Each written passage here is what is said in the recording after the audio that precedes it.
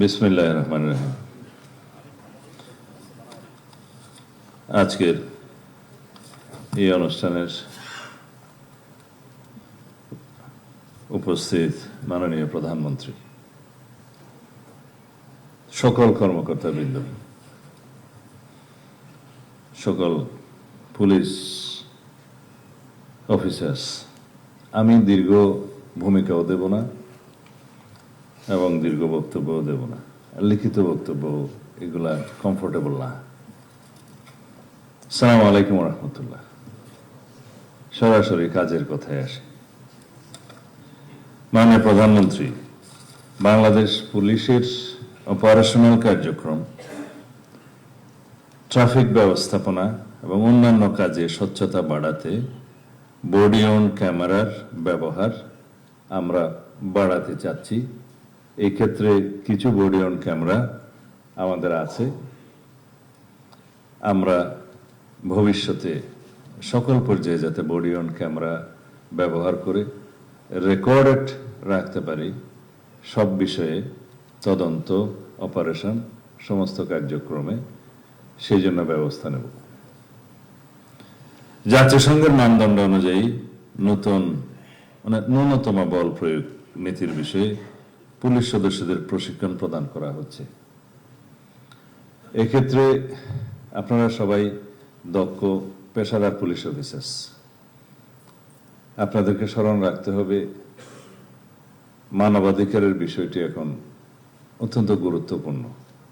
কিন্তু তাই বলে আপনারা অপরাধ কার্যক্রম বন্ধ করতে গেলে বা কমাতে গেলে বা প্রসিকিউশন টিমকে সহযোগিতা করতে গেলে তদন্ত কার্যক্রম যাতে সুষ্ঠুরূপে পরিচালিত হয়, সেই জন্য আপনারা কৌশলে যা যা করতে হয় সেরকম মানবাধিকারকে সমুন্নত রেখে সকল কার্যক্রম চালান।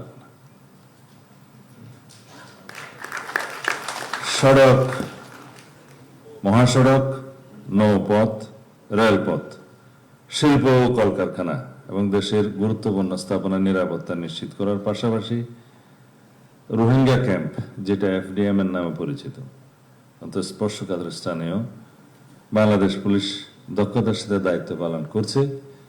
এখানে 4টা লেয়ারের নিরাপত্তা ব্যবস্থা আছে। প্রথম এপিবিএন, তারপরে পুলিশ, এরপরে সম্ভবত কোস্টগার্ড, বিজিবি, তারপরে বাংলাদেশ সেনাবাহিনী। অপারেশনাল ছাড়া অন্যান্য কার্যক্রমে প্রাথমিকভাবে আমাদের পুলিশিং ব্যবস্থায় যা যা আছে সেটা করি। অপারেশনের ক্ষেত্রে আমাদের যৌথ অপারেশনের ব্যবস্থার সিদ্ধান্ত গৃহীত হয়েছে, আপনারা সিনিয়র অফিসাররা সবাই জানেন। বর্ডার এরিয়ায় বিজিবি তার ভূমিকা পালন করবে সেই জায়গায়। নৌ পুলিশ এবং কোস্টগার্ড সীমান্ত, যেহেতু নাফ নদী এবং আদার্স এরিয়া আছে, সেখানে পালন করবে। নেভি সমুদ্রের দায়িত্ব পালন করবে। ইন ডিটেইল আপনারা জানেন, আপনারা এই কমিউনিকেশনটা ডিসেমিনেট করবেন টু দি লোয়েস্ট লেভেল। পর্যটন শিল্পের উন্নয়নে পর্যটকদের নিরাপত্তা নিশ্চিত করতে টুরিস্ট পুলিশের সক্ষমতা বাড়ানো হচ্ছে। এখানে আমরা এখনো সুনাম অর্জন করতে পারিনি। ইন ডিটেইল আমি আপনাদেরকে বলবো না, সেটা আপনারা জানেন। এখানে আমাদের দেশের ভাবমূর্তির বিষয়টি জড়িত। টুরিস্ট পুলিশের যিনি সিনিয়র অফিসার রেসপন্সিবল, উপরে তো আইজিপি আছে, আপনারা আবার একটা সমন্বিতভাবে উদ্যোগ গ্রহণ করবেন যাতে আমাদের দেশের ভাবমূর্তি বৃদ্ধি পায় এবং পর্যটকের সংখ্যা বৃদ্ধি পায়। Police clearance certificate, online GD সহ অন্যান্য সেবা দ্রুততার সঙ্গে প্রদানের কার্যক্রম চলছে, কিন্তু এটা এনশিওর করতে হবে যাতে সবকিছু আমরা যথাসময়ে দিতে পারি। পুলিশ ক্লিয়ারেন্সের নামে অতীতে যে সমস্ত ভোগান্তি হতো, আমরা নিজেরা ভুগি জানি, সেই রকম কোনো রিপোর্ট যেন না আসে। প্রিয় সহকর্মীবৃন্দ, বর্তমান পরিবর্তনশীল বিশ্ব এবং আমাদের সামাজিক বাস্তবতায় পুলিশিং আর কেবল অপরাধ দমনের মধ্যে সীমাবদ্ধ নেই। আপনাদের জনগণের সঙ্গে আস্থা ও বিশ্বাসের সম্পর্ক গড়ে তুলতে হবে। তাই আধুনিক পুলিশিং ডক্ট্রিন অনুযায়ী আপনাদের প্রতি আমাদের সুনির্দিষ্ট কিছু প্রস্তাবনা আছে। তার সাথে আপনাদের যে সমস্ত বক্তব্য এসছে, প্রস্তাবনা আছে, সেগুলো আমি অ্যাড্রেস করব এবং মাননীয় প্রধানমন্ত্রীর কাছে সুপারিশ আকারে প্রদান করব এখন বক্তব্যের মাধ্যমে। আপনারা এখানে লিখেছেন পুলিশকে হতে হবে জনগণের প্রকৃত বন্ধু। সেটা আপনারা নিজেরা যাতে বুকে হাত দিয়ে বলতে পারেন সেরকম পুলিশিং ব্যবস্থা গড়ে তুলবেন আশা করি। প্রতিটি থানায় আগত সেবা প্রার্থী যেন কোনো প্রকার হয়রানির ছাড়া আইনি সহযোগিতা পায় তা নিশ্চিত করতে হবে। মনে রাখবেন, আপনাদের প্রতিটি আচরণ যেন রাষ্ট্রীয় সেবকের প্রতিফলন হয়। পুলিশই জনতা, জনতাই পুলিশ, এই স্লোগানকে কেবল মুখে নয় কর্মে বাস্তবায়ন করতে হবে। এটা কারা লিখেছে আমি জানি না এই লাইনটা। আপনারা যে জনবান্ধব পুলিশ সেটা প্রমাণ করার জন্য আপনাদের সামনে আরো সুযোগ আছে, সময় আছে। আশা করি আপনারা এটি হৃদয়ে ধারণ করবেন, যাতে জনগণ মনে করে এই স্লোগানটা সত্য। পুলিশই জনতা, জনতাই পুলিশ। যে কোনো ভাবে হোক প্রাতিষ্ঠানিকভাবে আমাদেরকে কিছু বিষয়ে বিব্রত হতে হয়েছে, সেটা কাটিয়ে ওঠার জন্য আপনারা যথেষ্ট চেষ্টা করেছেন বিগত 2-2.5 মাসে এই গণতান্ত্রিক সরকারের অধীনে, এবং ভাবমূর্তি আপনারা সমুন্নত করতে পেরেছেন বলে আমরা বিশ্বাস করি। এটাকে আপনারা ধরে রাখবেন। তবে আমার দৃষ্টিতে এটা অ্যাচিভমেন্ট অনেক বাকি আছে, খুশি হওয়ার কোনো কারণ নেই, অনেক বাকি আছে, আপনারা চেষ্টা করবেন। গতানুগতিক পদ্ধতির বাইরে এসে আধুনিক প্রযুক্তি ও সঠিক গোয়েন্দা তথ্য বিশ্লেষণের মাধ্যমে অপরাধের পূর্বানুমান এবং প্রতিরোধ গুরুত্ব দিতে হবে। এখানে আমি বলতে চাই যে আমরা অপরাধ সংঘটিত হওয়ার পর ব্যবস্থা নেই, যেটা রিয়েক্টিভ। অপরাধ সংঘটিত হতে না পারে সেই প্রিভেন্টিং পুলিশিং ব্যবস্থাকে জোর দিতে হবে, যেটা আমাদের এই সরকারের প্রধানতম উদ্দেশ্য। মানে প্রিকশনারি মেজার্স। যদি আমরা রোগী মরিয়া যাইবার পরে ডাক্তার আসিল এই থিওরিতে বিশ্বাস করি, তাহলে ট্রেডিশনাল পুলিশিং ঠিক আছে। যদি বলা হয় যে ডাকাতি হয়ে গেছে এখন পুলিশ যাবে, ট্রেডিশনাল পুলিশিং ব্যবস্থার উপর নির্ভর করতে হবে। সমাজে এমন একটা অবস্থা আমরা কি সৃষ্টি করতে পারি না যে প্রোঅ্যাক্টিভ মেজার্সের মাধ্যমে, যে আমরা আগেই ইন্টেলিজেন্স সাপোর্টেড নিয়ে পুলিশ প্রিকশনারি ব্যবস্থা করবে যাতে অপরাধটা সংগঠিত না হতে পারে। সেই জন্য আমরা ওয়েল ইকুইপড করব। আপনাদের এই প্রস্তাবগুলো আমি একটু পরে বলবো। অপারেশনাল কার্যক্রম পরিচালনায়, সেটা আমি বলেছি, আন্তর্জাতিক মানদণ্ড মানবাধিকার। বর্তমান যুগে অপরাধের বড় একটি অংশ ডিজিটাল প্ল্যাটফর্মে স্থানান্তরিত হয়েছে। সাইবার অপরাধ, গুজব এবং অপপ্রচার রোধে আপনাদের প্রযুক্তিগত সক্ষমতা বাড়াতে হবে। এখানেই আমি কথা বলবো। ডেটা অ্যানালিটিক্স এবং ডিজিটাল ফরেনসিকের সর্বোচ্চ ব্যবহারের মাধ্যমে অপরাধীদের শনাক্ত করতে হবে।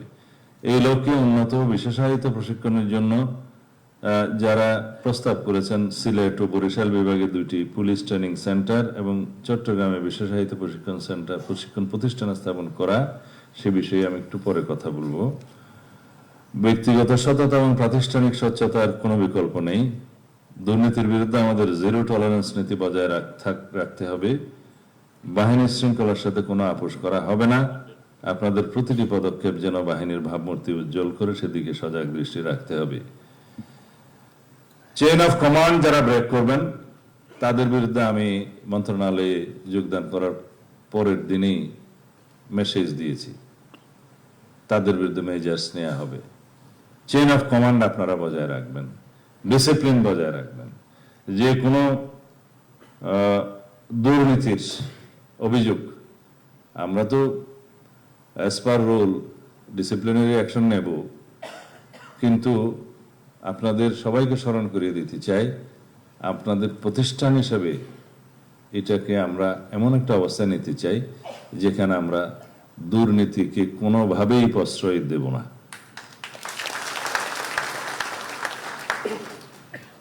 তৃণমূল পর্যায়ে অপরাধ দমনে স্থানীয় জনগণের সাথে সেতুবন্ধন তৈরি করুন। বিট পুলিশিং কার্যক্রমকে আরো গতিশীল করে পাড়ায় মহল্লায় অপরাধীদের অভয়ারণ্য গুড়িয়ে দিতে হবে।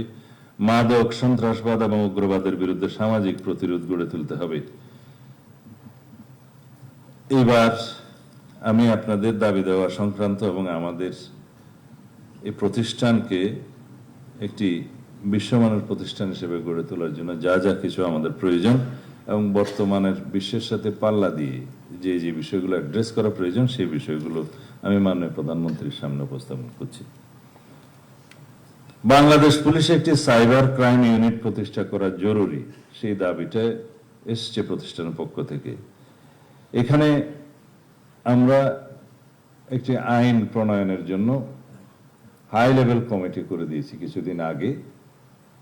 তারা একটা লেজিসলেশন সাজেস্ট করবেন যেখানে এই cyber crime, social media, visual মিডিয়ার অপব্যবহার এবং যেটা বলা হয় মিস ইনফরমেশন এবং ডিসইনফরমেশন স্প্রেডিং এর মাধ্যমে যে অপরাধটা হচ্ছে সেটা অ্যাড্রেস করা, সাথে সাথে এই সাইবার ক্রাইম সংক্রান্ত অন্যান্য যে সমস্ত অপরাধগুলো আছে সেটা অ্যাড্রেস করার ক্ষেত্রে এবং পিউনিটিভ মেজার্স নেওয়ার ক্ষেত্রে আমরা কি লেজিসলেশনটা আনতে পারি।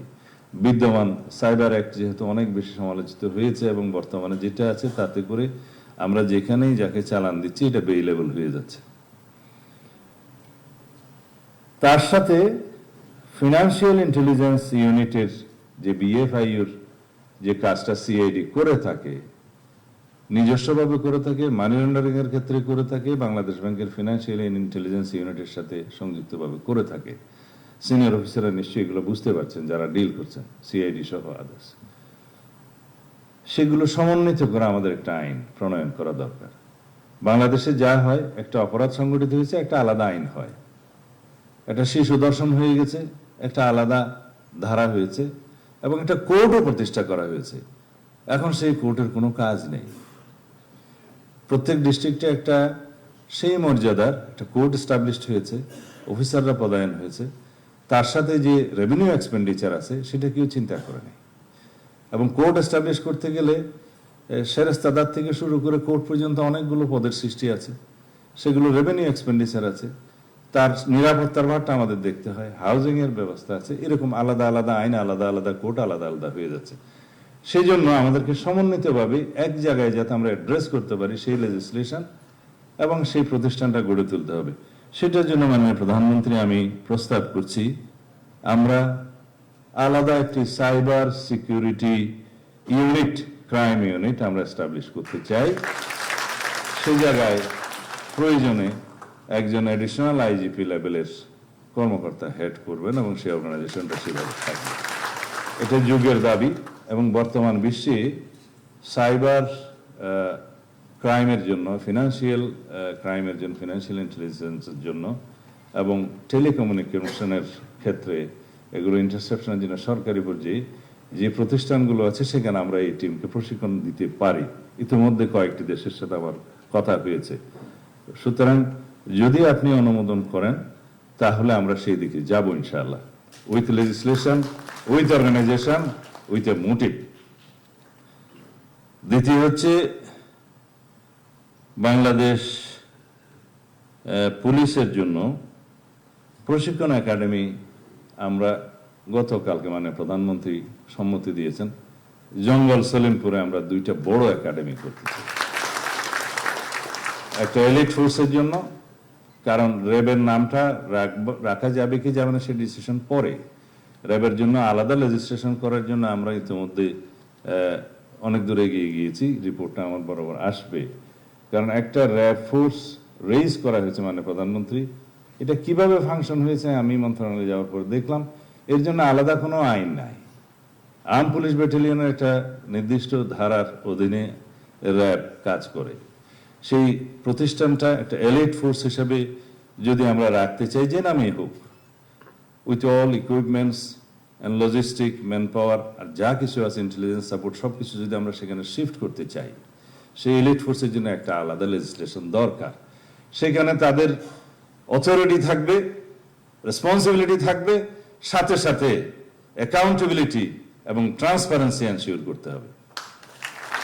এই চারটা এমবডিড করে সেই আলাদা লেজিসলেশনটা আগামী 2-1 মাসের মধ্যে আশা করি ফাইনালাইজ করতে পারবো। তখন সেটা ইলেক্ট ফোর্স রেজ করবে। এখন অ্যাডপ ভিত্তিতে এই সমস্ত প্রতিষ্ঠান কিভাবে 10-12 বছর চলেছে বা আরো বেশি চলেছে আমি জানি না। এভাবে রাষ্ট্র চলতে পারে না। একটা অথরিটি আছে, রেসপন্সিবিলিটি আছে, কিন্তু কোনো ট্রান্সপারেন্সি এবং অ্যাকাউন্টেবিলিটি নাই, সেটা হতে পারে না। এই পুলিশ একাডেমি দুটো ইনশাআল্লাহ আমরা ভিজিট করে, জায়গা যেহেতু সরকারি জায়গা সেটা আমরা দেখবো, এবং ওই এলাকায় আরো একটি আমি প্রস্তাব করছি, মানে প্রধানমন্ত্রী একসাথে তারা যে স্পোর্টস কমপ্লেক্সের প্রস্তাবটা করেছে পুলিশ বাহিনীর জন্য, আলাদা স্পোর্টস কমপ্লেক্স, আমি নগরের ভিতরে এই প্রতিষ্ঠান দেওয়ার জন্য এত জমি নাই। তো সুতরাং আমরা যদি কোথাও এরকম সরকারি জমি, খাস জমি পাই, জঙ্গল সলিমপুরের মতো অথবা অন্য জায়গায়, জমি নষ্ট না করে আমরা পুলিশের জন্য একটা স্পোর্টস কমপ্লেক্স চাই। মাননীয় প্রধানমন্ত্রী আপনি সবাই বিবেচনা করবেন। তারা চেয়েছেন মেডিকেল সার্ভিসের জন্য আলাদা একটা সার্ভিস, বাংলাদেশ পুলিশের মেডিকেল সার্ভিস প্রতিষ্ঠা। আপনাদের চাওয়াটা ন্যায্য, কিন্তু প্রত্যেক সার্ভিসের জন্য একটা আলাদা যদি মেডিকেল সার্ভিস আমরা এরকম এন্টারটেইন করি, সেটা আমাদের রেভিনিউ কতটা সাপোর্ট করতে পারবে সেটা চিন্তা করতে হবে। আমরা এক্সিস্টিং যে হসপিটালটা আছে, রাজারবাগ সেন্ট্রাল হসপিটাল বা ডিভিশনাল পর্যায়ের হসপিটাল, এগুলোকে আমরা আরো উন্নত করব ইনশাআল্লাহ। এখানে ওয়েল ইকুইপমেন্ট হবে এবং যথাযোগ্য ডাক্তার, তারা পিজি হাসপাতালের হোক, ঢাকা মেডিকেলের হোক, প্রয়োজন অনুসারে যদি আমরা ডেপুটেশন আনতে পারি ওখানে সেই সার্ভিসটা হবে। দরকার হলো আপনাদের চিকিৎসা সেবা, নাকি আপনাদের দরকার তো চিকিৎসা সেবা, সেই চিকিৎসা সেবাটা এনশিওর করার জন্য মাননীয় প্রধানমন্ত্রী ইতিমধ্যে বড় বড় কিছু প্রাইভেট হসপিটালের সাথে চুক্তি সম্পাদনের জন্য নির্দেশনা দিয়েছেন স্বাস্থ্য মন্ত্রণালয়কে। আমরা সেই সেবাটা ওখান থেকেও নিতে পারবো। যদি চিকিৎসা সেবায় আমাদের দরকার হয়, কারো ক্যান্সার, কারো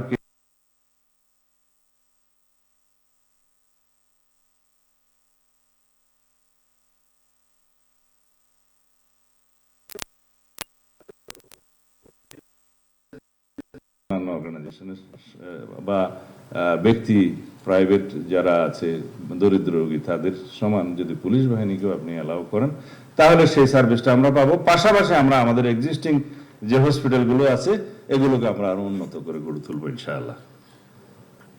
এখন তো তাইলে হলো না, নিজস্ব তাইলেই খালি তালে দেন।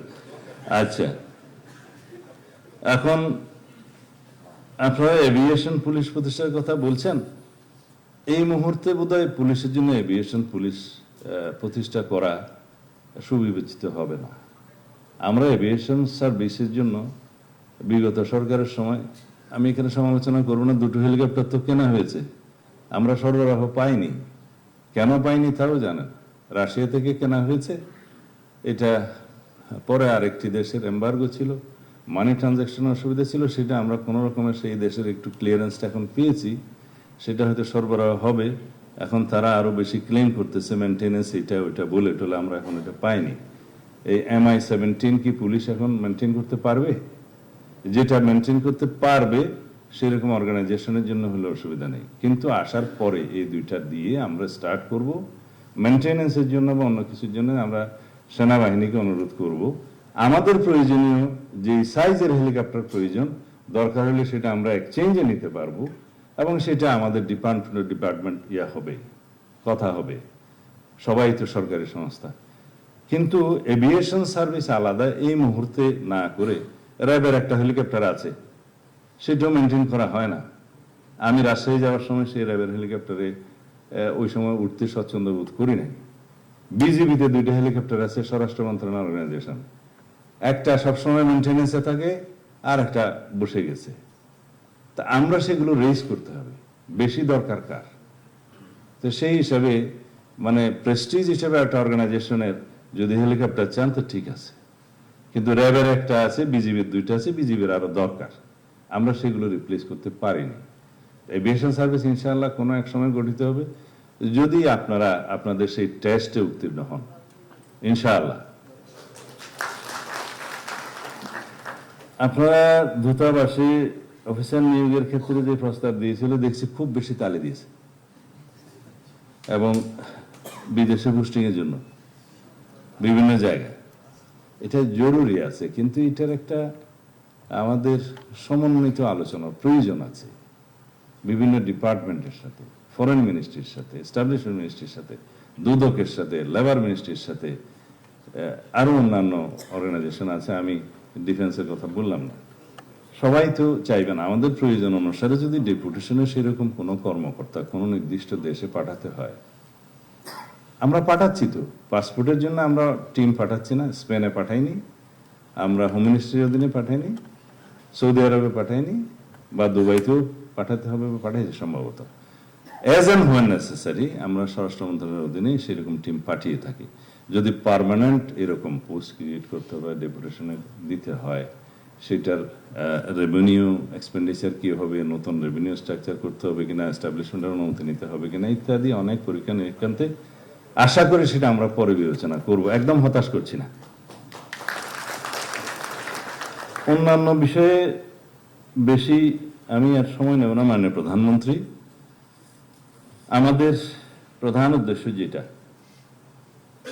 আপনি ইতিমধ্যে আমাদের উদ্দেশ্যে যে অনুশাসন দিয়েছেন বিভিন্ন সময়, যে মাননীয় প্রধানমন্ত্রী ঘোষিত সেবা বান্ধব ও আধুনিক পুলিশ গঠনের লক্ষ্যে স্বল্প, মধ্য ও দীর্ঘমেয়াদী পরিকল্পনা যেমন জরুরি, তেমনি প্রয়োজন কর্ম পরিকল্পনার বাস্তবায়ন।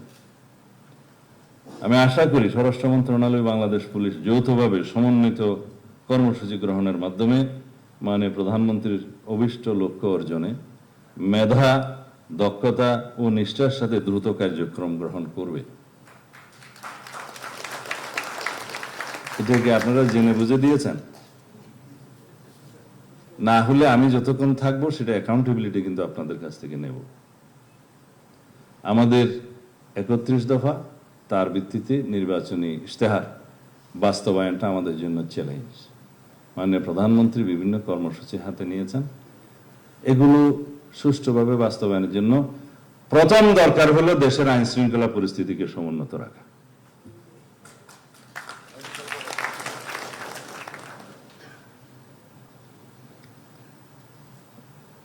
আপনারা এখানে লিখেছেন রাষ্ট্রের অত্যন্ত গুরুত্বপূর্ণ স্তম্ভ, আপনারা নিজেরাই লিখেছেন।